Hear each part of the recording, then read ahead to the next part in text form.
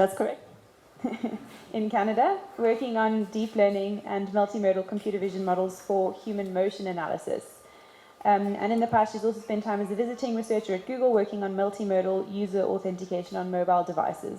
So her talk today will be on 3D computer vision in the wild. It's also looking at more real-world applications of computer vision. Thank you. Thank you. Thanks so much, Danielle, for the introduction. And I just wanted to mention that just as Manohar, that's the first time for me to be in Africa. I'm super excited to be here and talk to all of you. I think it's super healthy for our community to have this event, and I certainly hope that we will have more of these in this region in the future. So thank you for coming and thank you for having us. So this part of the session will be a little bit more of a deeper dive in one specific area of computer vision, which is geometry. And this is a huge topic that is well researched for the last like 40, 50 years or so. And I have no chance of covering all of it for sure. What I would like to do instead is to give you an overview of like one specific way to look at this problem and one of ways as we approach this problem at Facebook. So if we have time, we'll cover 3 specific problems which are related to the problem of 3D perception. And this is first, blurring correspondences, second, 3D reconstruction per se, and also generation in the context of geometry. And for illustrative purposes, for the most of our talk, I will be referring to human-centered tasks, because obviously understanding humans from images and from videos is very central for Facebook, for all our core labs, and also as well for Oculus, which is AR, VR. And this is also very central to my own research. So if we look a little bit what was the history of development of computer vision and what goals we should set ourselves for the next like 1, 5, 10 years in the future, we can see that communities spend significant amount of time, like 30 years, just working on the problem of object detection in terms of outlining bounding boxes around objects in an image, right? That took us 30 years to get there. In recent years, once deep learning took over, the development in this field greatly accelerated. So in 2015, roughly, we started working on detection in terms of outlining exact masks around objects.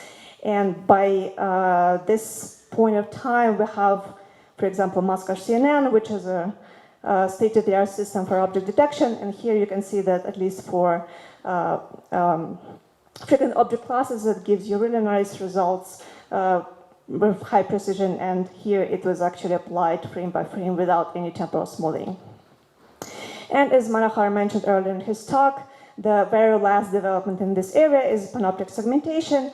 It's called panoptic because it allows you to understand more or less everything about what is present in the scene, including both objects and their masks, and also objects or what we call stuff in the background, which is, for example, trees, buildings, and so on.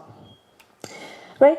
So first, to make it clear, I would not like to claim that 2D perception is solved. We still have a lot of problems in this area, especially if we look at long-tail distributions, and there's a lot of exciting work that will be coming in next years. But at the same time, if you think about what would be the next big challenge that we want to address, this would be scaling our panoptic understanding of the world from 2 dimensions to 3 dimensions. Right? So what we would ideally want to do next is, given an image, we would like to understand first everything about the spatial layout of the scene.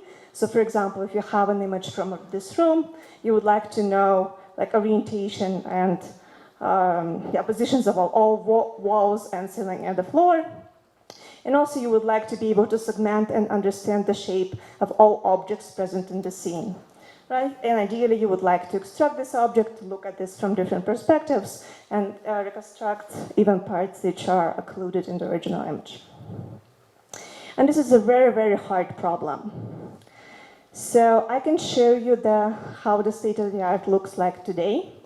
So this is something that will be coming out of the next ICCV this year. This is a work which is called Mesh RCNN. It's work done by our colleagues in California on Facebook. Oh, that's interesting. Okay, yeah, and the idea is that to apply the same pipeline as we use today for detection, which is mask CNN, but to extend it to the third dimension. So first we do detection and object classification, but then we also want to reconstruct the 3D topology of each object category, and whenever possible, reconstruct high-resolution mesh of an object. And you can see that even though what we see here is quite exciting compared to what we had just a couple of years ago, still this is very much work in progress. Right, and this is hard, partially because this is a essentially ill-posed problem. So if you want to interpret one image, we just don't have all information that would be allowing us to reason about the all 3D stuff in the image. Right, and to be able to address that, we would need to introduce some sort of priors in our models or in our reasoning. The priors could be learned or hard-coded, or we can just make some assumptions that would allow us to split our big problem into several simpler problems, right?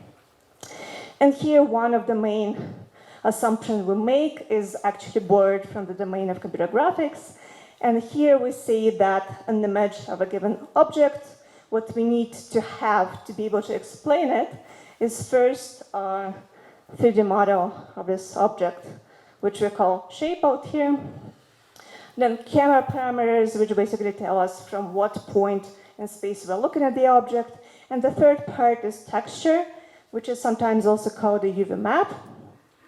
And this is basically a 2D representation of an object appearance, which is completely geometry agnostic.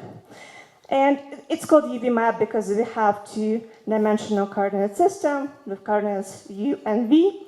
And once we have the shape component, the shape tells us to which point on the mesh each pixel from the texture map should go, right? So once we put all these three components together, we can reconstruct texture 3D model of a given object. And once we decompose this problem into a number of separate reconstruction of a texture without any assumptions or priors on the geometry of the object. So let me go a little bit deeper into both of these aspects, starting with learning correspondences. So why learning correspondences is important? You can look at this from different perspectives. The first, maybe the most high level, the most philosophical one, is so the problem can have different flavors, but the most generic one is having two images. We want to establish correspondences between all pixels belonging to this object and pixels belonging to that object, right? So if these two objects belong to the same category, you can do it more or less easily and precisely. If, for example, you have an image of a cat and an image of a dog, they still have the same skeletal structure. So you can map, I don't know, like elbows of cat to elbows of a dog, but establishing more precise, like more dense correspondences could be harder. Right? And why we care about this task is that if we train our models with this kind of objectives, it would give us the most detailed, the most fine-grained understanding of every single pixel belonging to our object. Right? And presumably, having the models which would be understanding our objects on this level of digitalization and semantics would be providing the most effective and efficient presentations. But apart from that, learning correspondences can be actually useful per se for other tasks such as augmented reality and virtual reality, and we'll talk about it later. So in reality, when you try to train your model to establish correspondences between two images, what you really do is to first, so you never learn to factorize your mapping from one image to another into parts. So the first part would be mapping an image on the surface of some canonical 3D model, and then we would go through this model to the second image. But you can think about it as learning a specific embedding per pixel, and if you limit the dimensionality of this embedding to two coordinates, and normalize your feature vector to have unit length, what will you have in reality is your embeddings, your points corresponding to different pixels in an image being mapped on the surface of a three-dimensional sphere. Right. So here I just wanted to stress once again that 3D geometry is not relevant to this task, and just having a sphere as a basic model for this mapping is enough. But in some flavors, it would actually be nice to have a 3D model which would be more closely representative of a given image category, right? So if you want to, for example, analyze birds, you might have a 3D model representing some mean shape for a given object category and map to there. All right. Okay, so let's talk a little bit about how we actually approach that in practice. So in terms of how we train our models, of course, we can do it in supervised, or ideally, weekly supervised or self-supervised way. If we do it in supervised way, there can be different sources of supervision, right? First of all, we can think about constructing a model which would be representing our object and use this model to provide those ground truth correspondences. This would be model-driven approach. And the second one would be data-driven, where we'll be collecting annotations directly on images and try to avoid using any specific priors in this geometry. Let me explain what it means. Right, and a little bit later we'll look into and self-supervised flavors of the same task. And here we can leverage a certain number of approaches, where the first one would be equivariance, and also similar flavor of it, but not exactly the same, is cycle consistency. Right, so let's look a little bit deeper into model-driven approaches. The simplest thing you can do, and it may work reasonably well for simple rigid objects, for example, like cars, you can just construct a 3D model of a car, map different textures on it, and render your synthetic data that you would be using for training.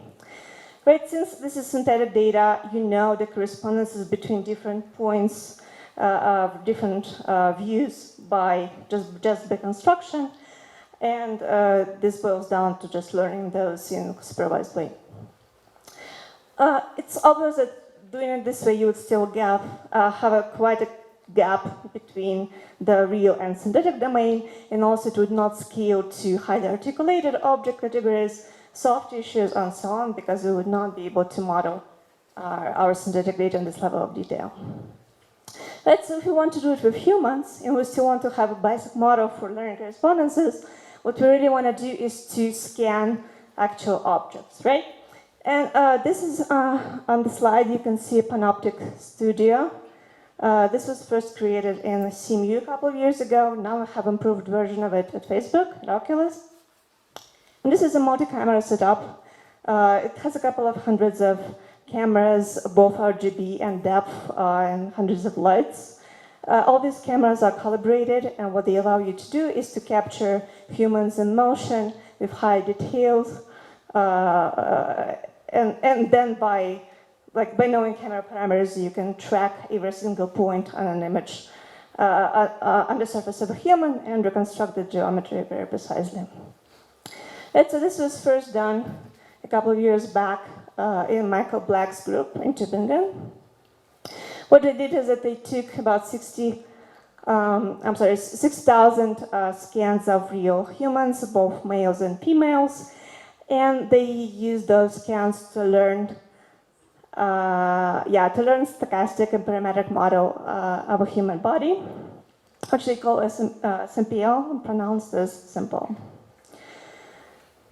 And after that, there were a number of works trying to build upon this work. So the first one is CVPR 2017 from Gulvarol and colleagues.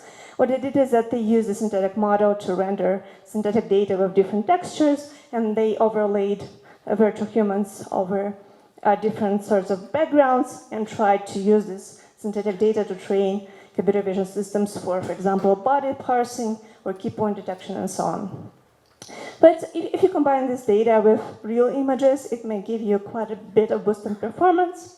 But what we observed is that if you actually want to learn more detailed correspondences, the domain gap between the real data and the synthetic data is just too large to get significant gains here.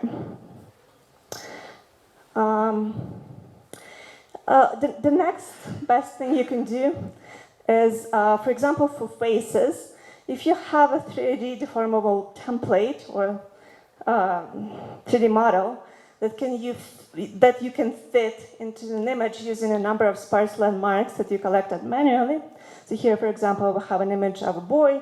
We annotate a number of points such as angles in the eyes, on the mouth, and so on. Then we, using a certain optimization procedure, we fit our deformable template to this model, and this gives us the ground truth signal for estimating U and V coordinates in this normalized texture space. For faces, this works very well because this is a very well-researched area. We spent, I think, around 20 years doing that, and now we have really advanced 3D models for that, and also we have to admit that faces are really not that flexible, right? So it's close to rigid object. There's no self-occlusion, and just a little bit articulation. So in this specific setting, it works quite well.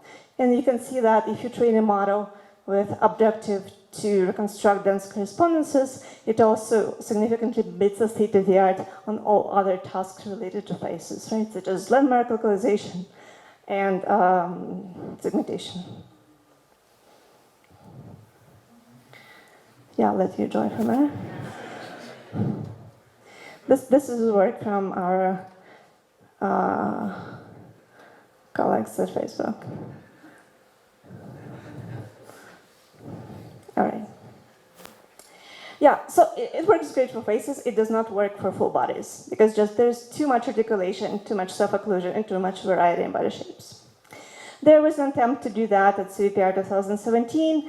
And what they did is they took the SMPL model that I mentioned earlier and tried to fit into images from data sets that are standardly used for key point localization. And after that, they asked Amazon Mechanical Turkers to filter out good data from bad data.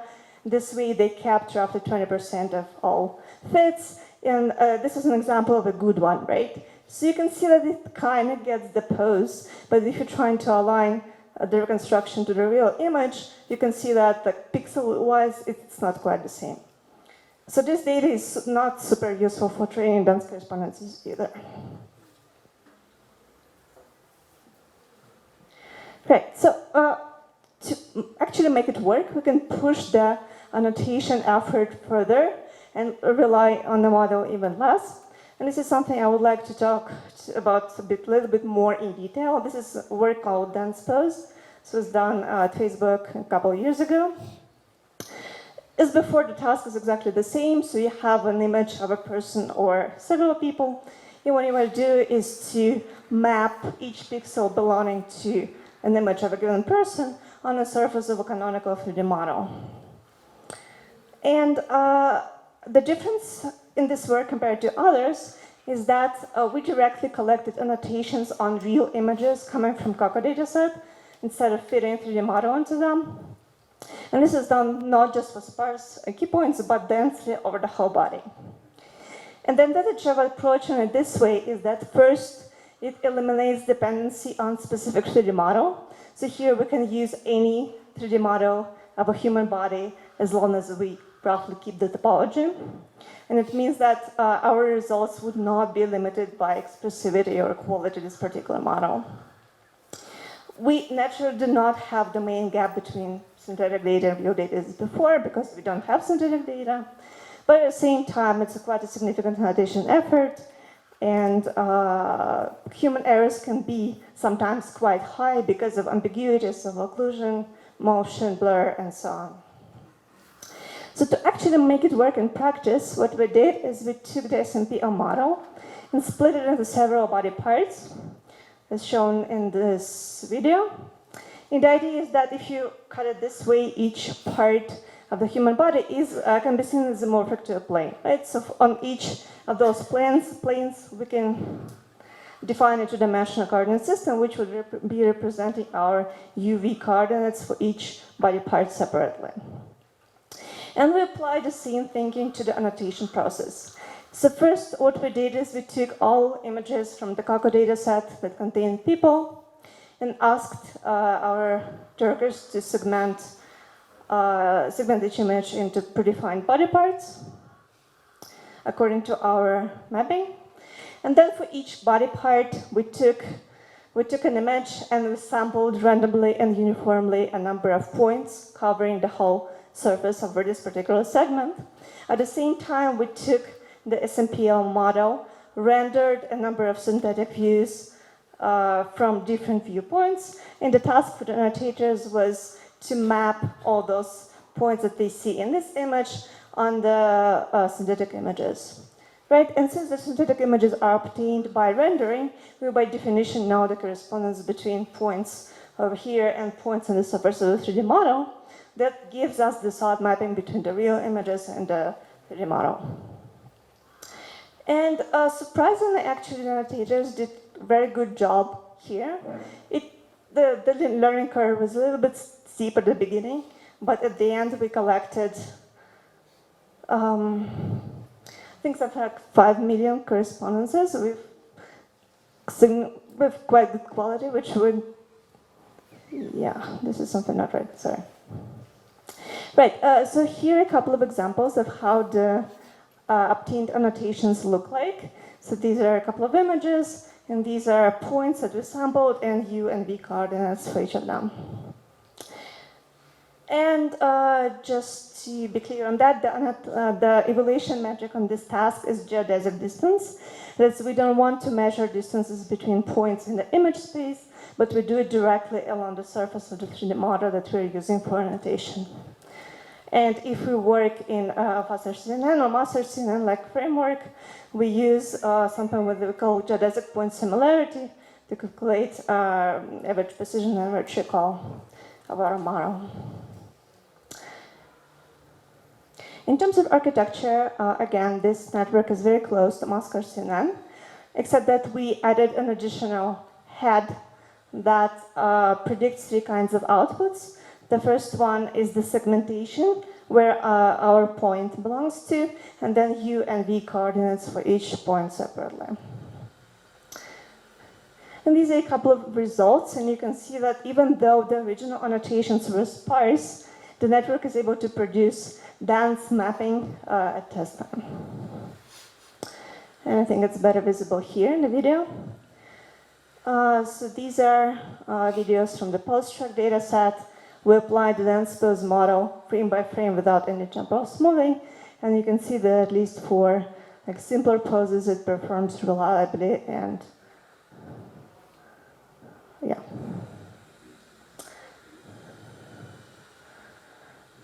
All right. So if you think about what kind of applications we can use this work for, the very first fun experiment that we did is we took a couple of synthetic textures that we use for rendering SMPL models and just mapped those textures on on images of all people present in the scene, right? So you can think of it as the simplest augmented reality filter that works in real time on multiple people with lots of variety in sizes, occlusions, and so on, right? Okay. Right, so yeah, then suppose we have a version of it that works on desktop, but also on mobile at multiple frames per second, close to real time, and we also released all models, and if you need it for your research or your application, you can check it out. All right. Yeah, I just wanted to mention that after collecting the original dataset on COCO, we also looked into how this approach can be extended to videos, because we know that if we want to go deeper into augmented reality, flickering in results would be very important, and it's very noticeable for a human eye. So we collected additional annotations on video datasets using a certain number of frames per video of a certain temporal step. I will not go into details here, but yeah, we also looked into applying spatial temporal model to this task. We benchmarked a number of different architectures that Manahar was talking about before, including 3D convolutional networks to 2.5D, and so on.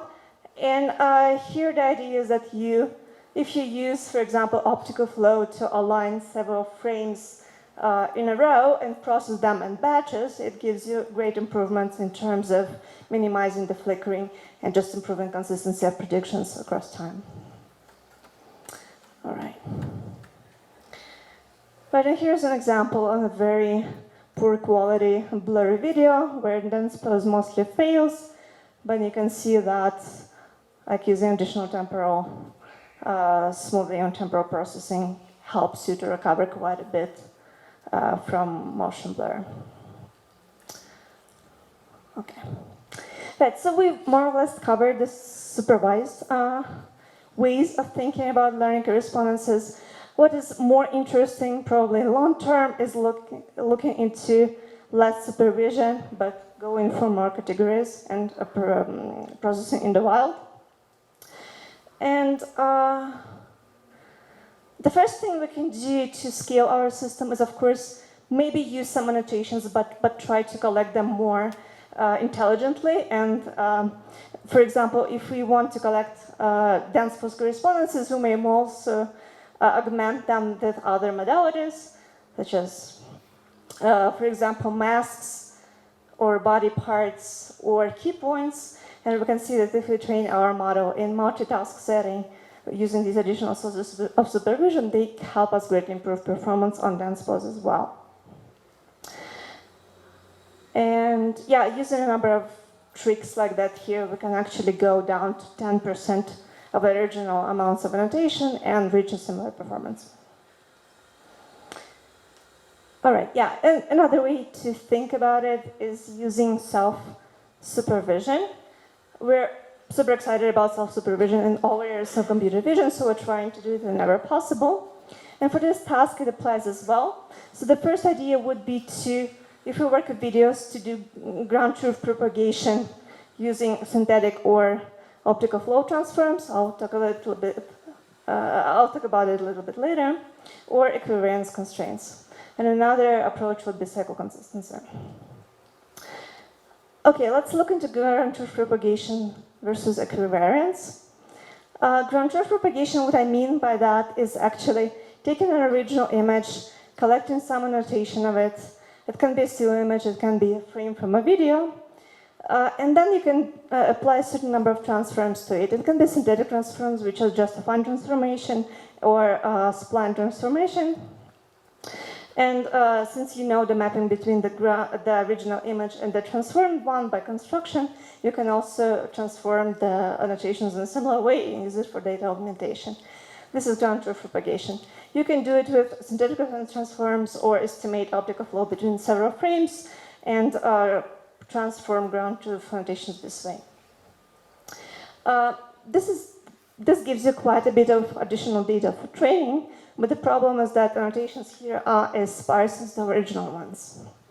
If you want to leverage more dense information, you can apply covariance constraints, and what this condition tells you is that having a pair of images where you know the ground truth transform between them, you force the network to have the same response at the pair of points which are corresponding to each other according to this transformation. So here is an example of a fun transformation. So you have a number of original images, a number of transformed images, and you force the network to have similar responses in both sets. And you can do it with optical flow as well in a similar fashion.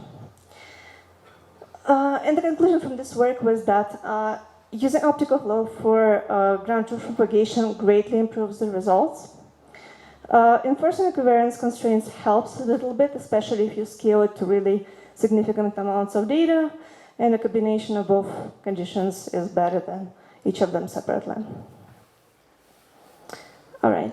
And another way to think about it is exploiting cycle consistency constraint. And here the idea is to use some prior on the 3D geometry of the model. For example, if you have this bird and you want to estimate the mapping of each pixel of this bird on the surface of canonical 3D model, you may use a prior of how the birds normally look like. And by minimizing the projection loss and masks between the original and the original image and the projection, reconstruct your dense correspondences in a completely unsupervised way. This works quite nicely for objects which are rigid or almost rigid. For example, yeah, birds, cars, I don't know if you can see them. Right. So this is completely unsupervised compared to dense code. Okay. Right. So we've covered the first part on learning dense correspondences. Do you have any questions around that? Yes? The dotted annotation, do you have a fixed number of dots, or how do you spread them throughout the body? Do you have any guidelines for that? No, so in practice we just took each segment separately and sampled randomly and uniformly roughly 100 of points per image. This is just a random guess. In follow-up work, we actually observed that we can sample much less points per image, but use much greater amount of images to ensure that we have significant visual diversity in the data set, right? So the optimal way to do it would be actually to sample a couple of points per image, but go for really large data sets annotated this way. Okay, if we don't have a lot of images, but we want to sample with fewer points and use affinities between the points, so we kind of know like the points are kind of connected. With that, do you think that would be as significant in terms of results? What do you mean by affinities? So we have a connection between the dots. That are connected by certain transformations. Yeah. Yeah, so if I can give one advice here is if you have videos to annotate videos, because here using temporal information greatly improves the results. And even if you have just a couple of points annotated in one frame, you can propagate them to a number of other frames backward and forward. You can enforce some just checks that forward and backward mapping is consistent, and this way you can get a quite clean and quite significant additional set of annotated points. Yeah, we can use like optical flow for this right now. Yeah. Okay. And we observed that even with quite noisy optical flow estimators, it still gives you quite a bit in performance. Yes? Are there any challenges with unusual qualities like donuts and things along those lines, or is this generalizable for all sorts of qualities? I'm sorry, could you repeat that? Maybe, Mike. Are there any challenges with like non-spherical topologies, like donuts or things like that? Well, I think in reality, most of real-world images can be considered as having spherical topologies, right? So as long as you don't have holes, every object is equivalent to a sphere, essentially. We could have used, so for collecting those annotations, we could have used a sphere to ask, but it's just semantically difficult for humans to map pixels to a sphere, right? But we have not looked specifically into more complex topologies, such as like torus and so on. I don't think that for the supervised frameworks it would be a problem. For unsupervised, yeah, that could be a challenge, or probably would need to have a separate step as in Mascarcine to first get a topology and then try to map on top of it. Okay, thanks, that makes sense. Thank you. All right, so we will not go too much into reconstruction. I just wanted to give you a case where learning correspondences can be actually helping this task. If we can briefly list the other options that we have to train models for 3D reconstructions, and again, we'll be talking about humans as before. So we can do it with 3D supervision. again, using some synthetic data which we render. We can use multi-view setups or depth images or videos to get some additional information of geometry of the object. We could, in theory, use manual annotations, but it's extremely hard to design annotation pipelines for 3D, because that would imply that annotators would need to manipulate an actual 3D model, and it's just really cumbersome task, and people are just not good at it. And we can think about, again, reducing the amount of supervision for 3D construction, and try to leverage, for example, 2D annotations for other modalities that we already have. And I just wanted to give an example of the fully supervised pipeline. This is a work from our colleagues from Facebook Reality Labs in Sausalito. And the idea here is that they use this large synthetic data set from Mixamo.com. It's a large database of characters that can be animated with real motion capture data. They have lots of different textures, lots of different appearances. You can render them over different backgrounds if you want. Obviously, if you just use this data for training, say, dense correspondences, you would still have your domain gap between the real and the synthetic data. But the beauty of this approach is that instead of using the original images, they use the dense pose representation of the body pose. Right, and once you go from the RGB space to dense pose space, you do not really have this problem of merging the gap between real and synthetic. And this allows them to combine both images from the real data set as well as rendered images and train their network to reconstruct parameters of this MPL model directly from dense pose.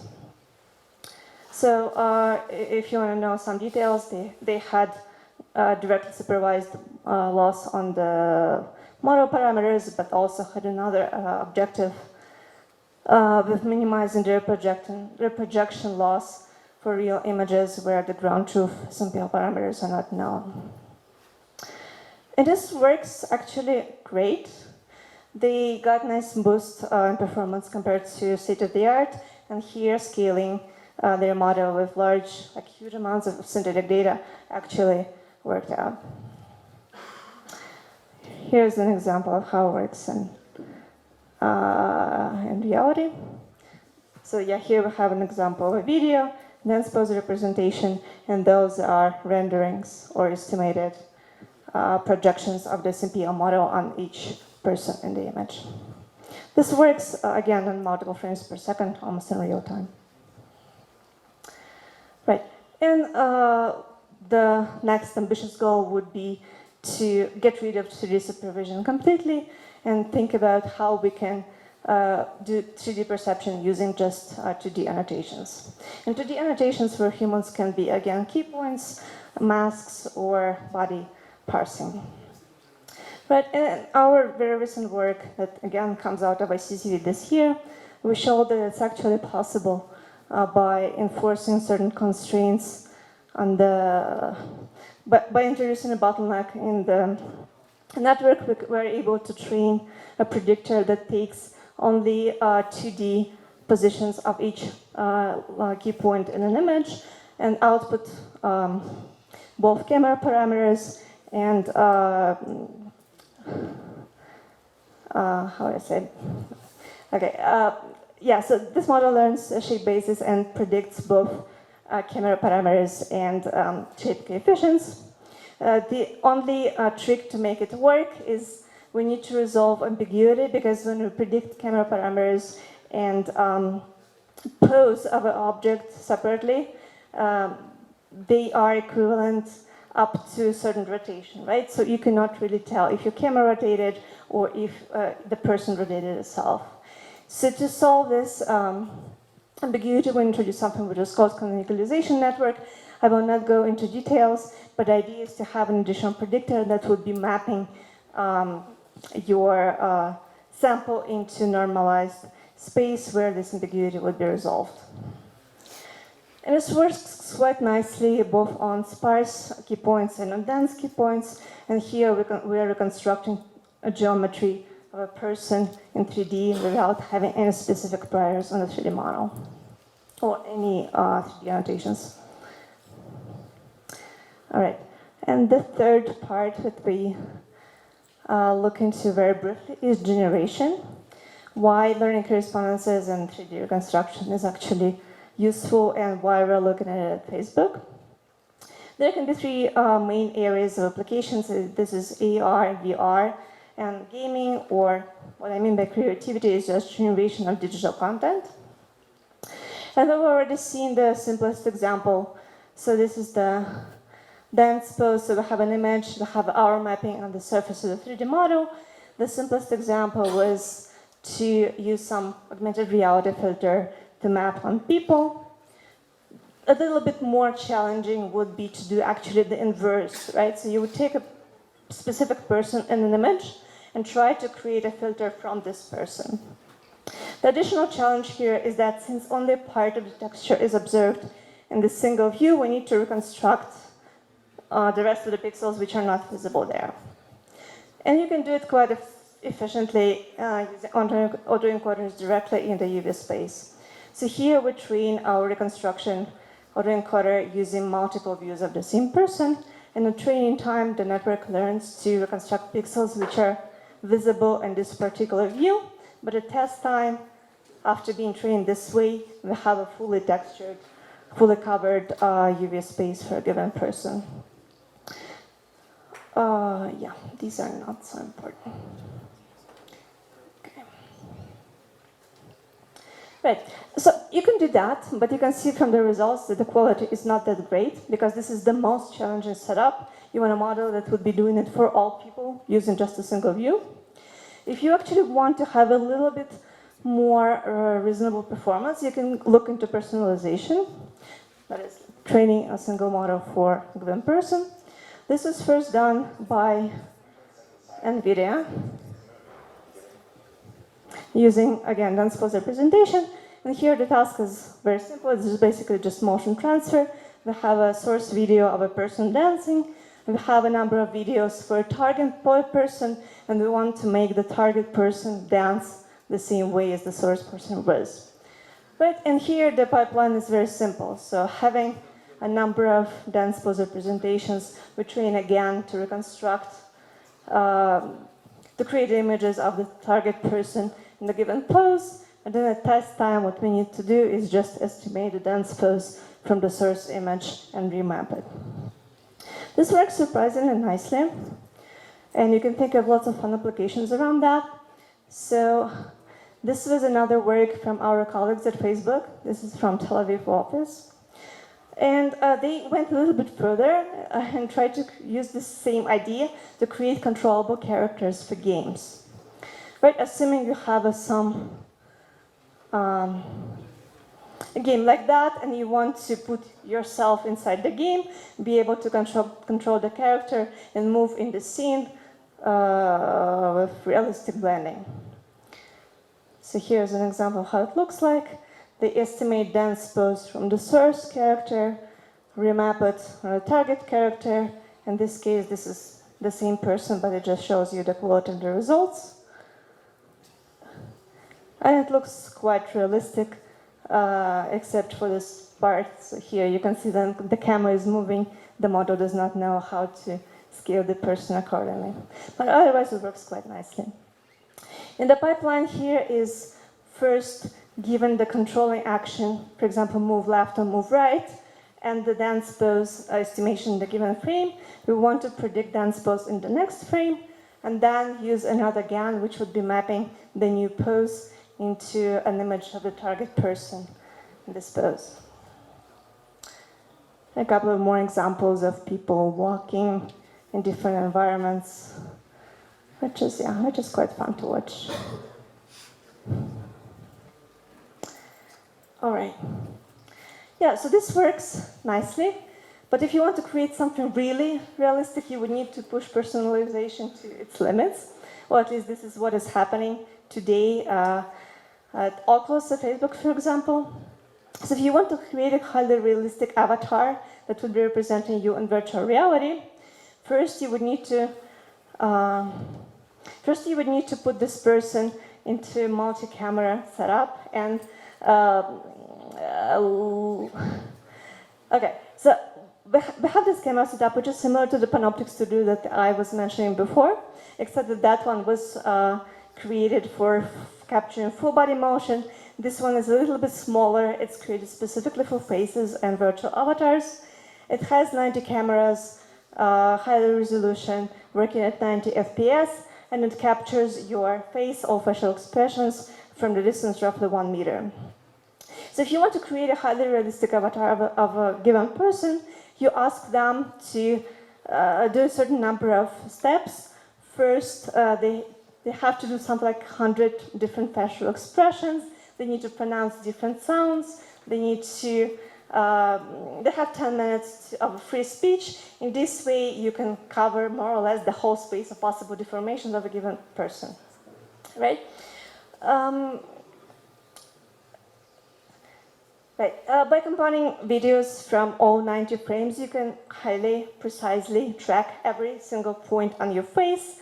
This allows us to reconstruct a deformable template, which is highly personalized for a given person, and reconstruct a mean texture for a person that can be used then to render the specific person having the specific facial expression from a specific camera viewpoint. The next main challenge is how we actually animate this avatar when we wear a headset. Right? So when you wear a headset, you look roughly like this. You have a number of cameras inside. They are infrared because it's dark. And what the camera sees is just your eyes from both sides and your nose and mouth from above. To train the mapping between these views and real virtual avatar, at training time you can have a little bit bulkier headset. It will be having a couple of additional cameras here around your mouth, and this would be giving you a couple of additional views that just simplify training for the given model. And this is a really nicely engineering pipeline that combines all the tasks that I've been talking about today. So here we need to both reconstruct the shape and texture for a given 3D model for a given person. This comes from the previous step. And here the idea is that the views that are coming from headset cameras are being embedded in a certain vector of dimensionality z, and this vector is then used to render our avatar, which was learned previously given the calibration parameters of the camera. And then, in a simpler word, the objective would be to minimize difference between the input and the output, except that the input is infrared images, the output should be RGB, should be highly realistically looking, and to bridge that gap, there is an additional generative model that does the style transfer between the infrared images and the RGB images while preserving the semantics of the facial expression. And once we do that for the input, we can just minimize the L1 loss between the renderings and the style transferred recordings. And if you do all that, you can get highly realistic avatars that are looking like that. So this is the input, just a shot of a person wearing a headset, and this is how they look in virtual reality. You can see that it's highly realistic. The only difference is that you can catch a little bit of regression to the mean here, meaning that their expressions are at least a little bit less exaggerated, right? So you can feel that there is something missing, but otherwise the quality is great. And if you just look at the quality of virtual avatars, it should be coming. Yeah, so if you just look at the quality of digital avatars, you can see that they are almost identical to the original video, except that the only limitation for now is that there is no geometry inside the mouth. So if you look at this region, there is a little bit blur, a little bit of missing geometry. Right here, for example, if she opens her mouth, you'll see that. So on the left, you see the real person. On the right, this avatar. And you can see that they are mostly identical.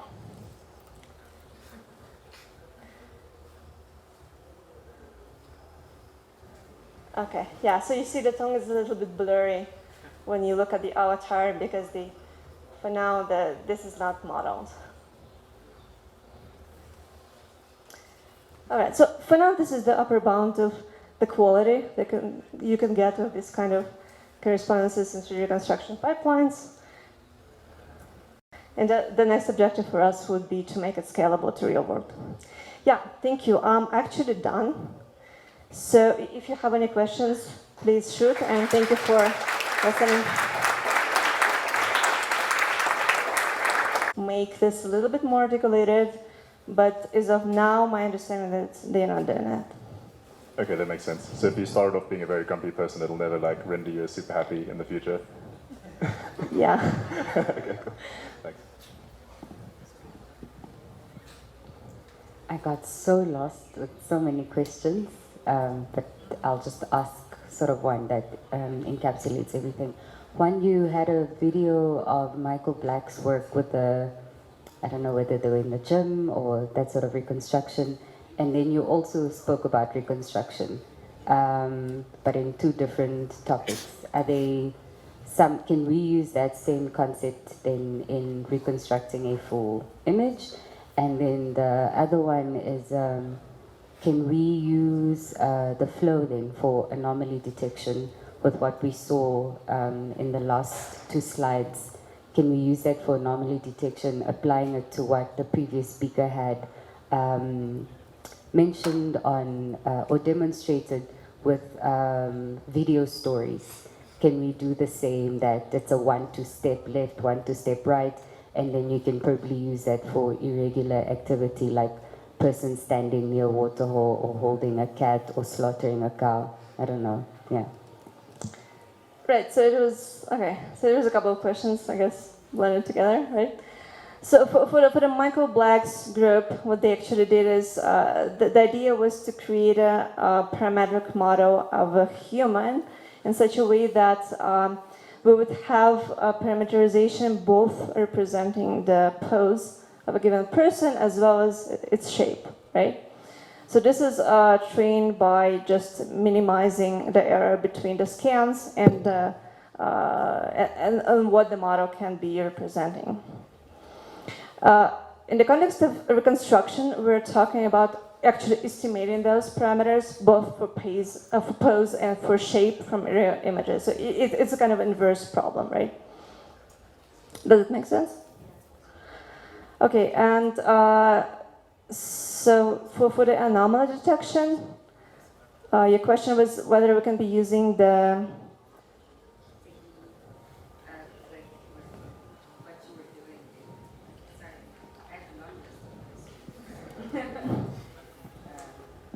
Personalization, yes, right? Training on a single model for a single person. right? That motion transfer, can it also be used then for identifying activities which can then be classified as either normal or anomalous? Then do you sort of get where I'm going with that? I'm not sure how would you apply the motion transfer for spotting anomalies. Like, other than that, learning correspondences and estimating 3D shape or dense pose could definitely help you to spot out of distribution poses. This can be helpful. I'm not sure how would you like to use motion transfer for that. No, it was just when you spoke about personalization, the last topic, right? It's fine. I'll draw it out later. All right, yeah, we can certainly take it offline. And yeah, if there are any other questions, please share. All right, then I think let's thank you. Natalia and